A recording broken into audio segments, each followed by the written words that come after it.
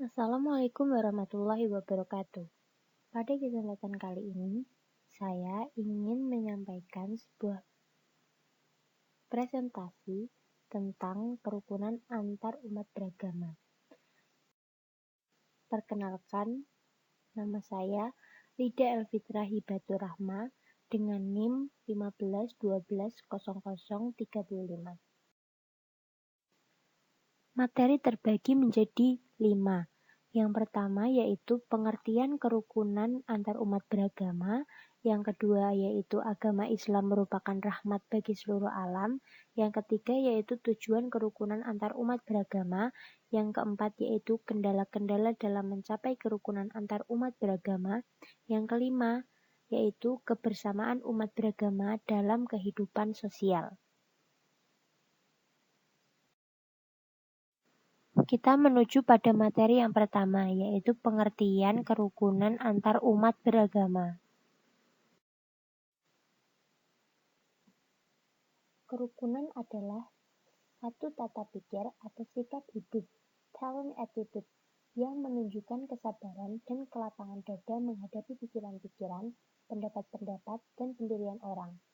Ummah, bahasa Indonesia yang berarti umat, adalah sebuah kata dan frasa dari bahasa Arab yang berarti masyarakat atau bangsa. Agama adalah sistem yang mengatur tata keimanan atau kepercayaan dan peribadatan kepada Tuhan Yang Maha Kuasa, serta tata kaidah yang berhubungan dengan pergaulan manusia dan manusia serta lingkungannya.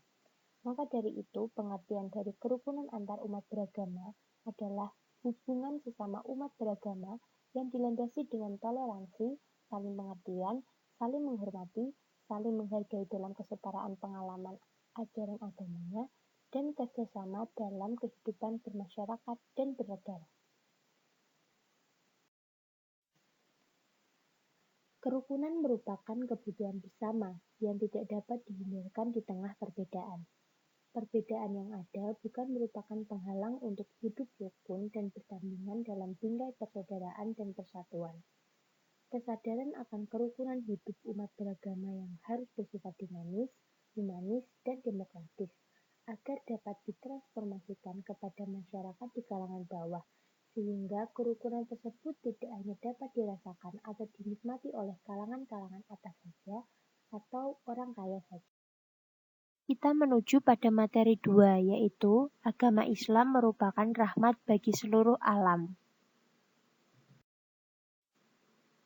Materi kedua terbagi menjadi yang pertama yaitu makna Islam, yang selanjutnya Islam sebagai rahmatan lil alamin, yang terakhir yaitu ukhuwah persaudaraan dalam Islam. Makna Islam. Kata Islam berarti damai, selamat, sejahtera, penyabaran diri, taat, dan patuh. Pengertian tersebut menunjukkan bahwa Islam adalah agama yang mengandung ajaran untuk menciptakan kedamaian, keselamatan, dan keselamatan kehidupan umat manusia pada khususnya dan semua makhluk Allah pada umumnya. Selanjutnya adalah Islam sebagai rahmatan lil alamin. Fungsi Islam sebagai rahmat tidak bergantung pada penerimaan atau penilaian manusia.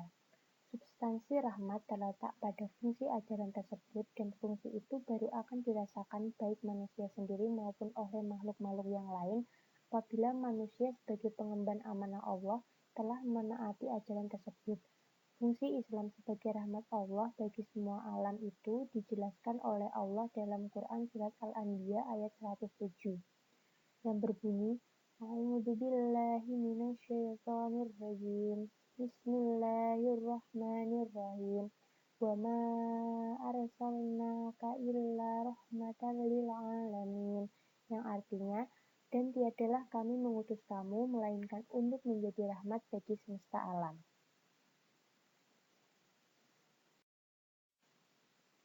Yang terakhir adalah ukhuwah atau persaudaraan dalam Islam. Kata ukhuwah berarti persaudaraan. Maksudnya, perasaan simpati dan empati antara dua orang atau lebih. Ukhuwah atau persaudaraan berlaku sesama umat Islam disebut ukhuwah Islamiyah. Dan berlaku pula pada semua umat manusia secara universal tanpa membedakan agamanya, suku, dan aspek-aspek kekhususan lainnya yang disebut ukhuwah insaniah. Selanjutnya adalah materi 3, yaitu tujuan kerukunan antar umat beragama. Tujuan kerukunan antara umat beragama yang pertama, untuk mewujudkan stabilitas nasional yang mantap. Selanjutnya yaitu menunjang dan mensukseskan pembangunan, memelihara dan mempererat rasa persaudaraan, dan terakhir, untuk meningkatkan keimanan dan ketakwaan keberagaman masing-masing pemeluk agama. Maksud dari mewujudkan stabilitas nasional yang mantap adalah dengan terwujudnya kerukunan hidup beragama, maka secara praktis ketegangan-ketegangan yang ditimbulkan akibat perbedaan paham yang berpangkal pada keyakinan keagamaan dapat dihindari. Dapat dibayangkan apabila pertikaian dan perbedaan paham terjadi di antara pemeluk agama yang beraneka ragam ini, maka ketertiban dan keamanan nasional akan terganggu. Tapi sebaliknya, apabila antar pemeluk agama sudah rukun, maka hal yang demikian akan dapat mewujudkan stabilitas nasional yang semakin mantap. Selanjutnya yaitu menunjang dan mensukseskan pembangunan. Maksudnya yaitu dari tahun ke tahun pemerintah senantiasa berusaha untuk melaksanakan dan mensukseskan pembangunan dari segala bidang. Usaha pembangunan akan sukses apabila didukung dan ditopang oleh segenap lapisan masyarakat. Sedangkan apabila umat beragama selalu bertikai, saling curiga-mencurigai, tentu tidak dapat mengarahkan kegiatan untuk mendukung serta membantu pembangunan. Bahkan dapat berakibat sebaliknya, yakni bisa menghambat usaha pembangunan itu sendiri.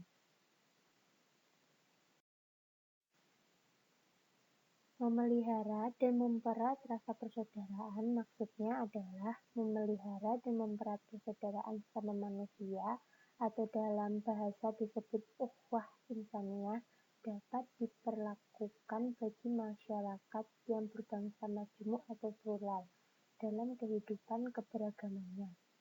Dengan terlihat ukhuwah insaniah, maka percocokan dan perselisihan akan bisa teratasi. Untuk meningkatkan keimanan dan ketakwaan keberagamaan masing-masing pemeluk agama. Masing-masing penganut agama adanya keyakinan agama lain akan semakin mendorong untuk menghayati dan sekaligus memperdalam ajaran-ajaran agamanya, serta semakin berusaha untuk mengamalkannya. Maka dengan demikian keimanan dan keberagamaan masing-masing penganut agama akan dapat lebih meningkat lagi. Selanjutnya adalah materi keempat, yaitu kendala-kendala dalam mencapai kerukunan antar umat beragama. Terbagi menjadi 3, yaitu rendahnya sikap toleransi, kepentingan politik, dan sikap fanatisme. Rendahnya sikap toleransi.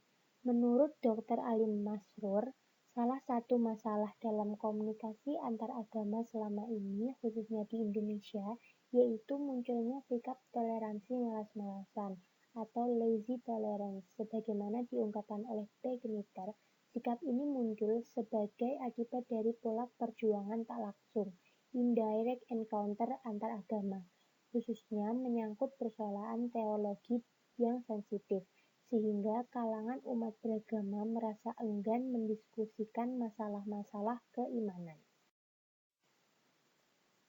Kepentingan politik.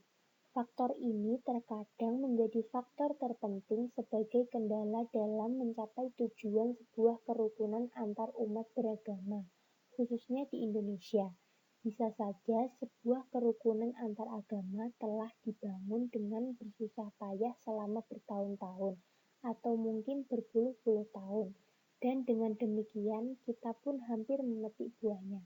Namun tiba-tiba saja muncul kekacauan politik yang ikut mempengaruhi hubungan antar agama, dan bahkan memporak-porandakannya, seolah petir menyambar dan dengan mudahnya merontokkan bangunan.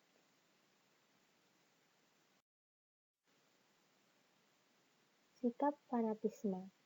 Di kalangan Islam, pemahaman agama secara eksklusif juga ada dan berkembang. Bahkan akhir-akhir ini di Indonesia telah tumbuh dan berkembang pemahaman keagamaan yang dapat dikategorikan sebagai Islam radikal dan fundamentalis, yaitu pemahaman keagamaan yang menekankan praktik keagamaan tanpa melihat bagaimana sebuah ajaran agama seharusnya diadaptasikan dengan situasi dan kondisi masyarakat. Solusi yang pertama yaitu dialog antar pemeluk agama. Penerapan sejarah sosial dalam perjumpaan Islam dan non-Islam di Indonesia akan sangat relevan karena ia akan dapat mengungkapkan sisi-sisi lain berhubungan para penganut kedua agama ini di luar bidang politik, yang sangat boleh jadi berlangsung dalam saling pengertian dan kedamaian yang pada gilirannya mewujudkan kehidupan bersama secara damai, peaceful coexistence di antara para pemeluk agama yang berbeda. Yang selanjutnya yaitu bersikap optimis. Walaupun berbagai hambatan menghadang jalan kita untuk menuju sikap terbuka, saling pengertian, dan saling menghargai antar agama, memungkinkan kita tidak perlu bersikap pesimis. Sebaliknya, kita perlu dan seharusnya mengembangkan optimisme dalam menghadapi dan menyongsong masa depan dialog. Terakhir yaitu materi 5 mengenai kebersamaan umat beragama dalam kehidupan sosial. Pandangan agama Islam terhadap non-Muslim. Dari segi akidah, setiap orang yang tidak mau menerima Islam sebagai agamanya disebut kafir atau non-Muslim. Kata kafir berarti orang yang menolak atau tidak mau menerima atau menaati aturan Allah yang diwujudkan kepada manusia melalui ajaran Islam. Sikap kufur penolakan terhadap perintah Allah pertama kali ditunjukkan oleh iblis ketika diperintahkan untuk sujud kepada Adam alaihissalam, sebagaimana dikisahkan dalam Al-Quran surat Al-Baqarah ayat 35, yang artinya, dan ingatlah ketika kami berfirman kepada para malaikat, sujudlah kamu kepada Adam, maka sujudlah mereka kecuali iblis, ia enggan dan takabur, dan adalah ia termasuk golongan orang-orang kafir. Amar ma'ruf dan nahi mungkar. Amar ma'ruf dan nahi mungkar adalah memerintahkan orang lain untuk berbuat baik dan mencegah perbuatan jahat. Di samping sistem dan saran pendukung, amar ma'ruf dan nahi mungkar memerlukan juga kebijakan dalam bertindak. Karena itu Rasulullah memberikan 3 tingkatan, yaitu menggunakan tangan atau kekuasaan apabila ia mampu, menggunakan lisan, dan dalam hati apabila langkah pertama dan kedua tidak memungkinkan. Yang terakhir yaitu tanggung jawab sosial umat Islam. Bentuk tanggung jawab sosial umat Islam meliputi 1. Menjalin silaturahmi dengan tetangga. Dalam sebuah hadis Rasulullah menjadikan sebuah kebaikan seorang kepada tetangganya menjadi salah satu indikator keimanan. Memberikan infak sebagian dari harta yang dimiliki, baik yang wajib dalam bentuk zakat maupun yang sunnah dalam bentuk sedekah. Yang terakhir yaitu menjenguk bila ada anggota masyarakat yang sakit, dan takziah bila ada anggota masyarakat yang meninggal dengan mengantar jenazahnya sampai dikubur.